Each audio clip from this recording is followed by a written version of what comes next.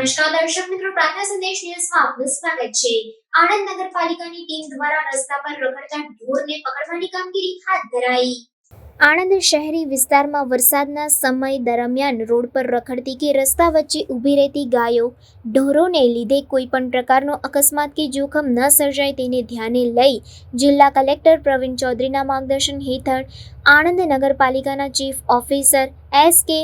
ગરવાલની આગેવાનીમાં નગરપાલિકાની ટીમ દ્વારા રસ્તે રખડતી ગાયો પકડવાની કામગીરી હાથ ધરાઈ હતી। શહેરના વિવિધ વિસ્તારોમાં આવેલા જુદા જુદા માર્ગો પર રખડતી ગાયોના લીધે અકસ્માત સર્જાવાની સંભાવનાને ટાળવા અને શહેરીજનોને વાહન હંકારતી વખતે પગપાળા ચાલતી વખતે વેઠવી પડતી સમસ્યાઓને દૂર કરવા આણંદ નગરપાલિકાની ટીમો દ્વારા શહેરના જુદા જુદા વિસ્તારોમાં ગાયો પકડવાનું કાર્ય હાથ ધરી વિવિધ વિસ્તારોમાં રસ્તા પર રખડતી ગાયોને પકડવામાં આવી હતી અને ગાયોને પાંજરાપોળમાં મોકલવામાં આવી હોવાનું નગરપાલિકા ચીફ ઓફિસર એસ.કે.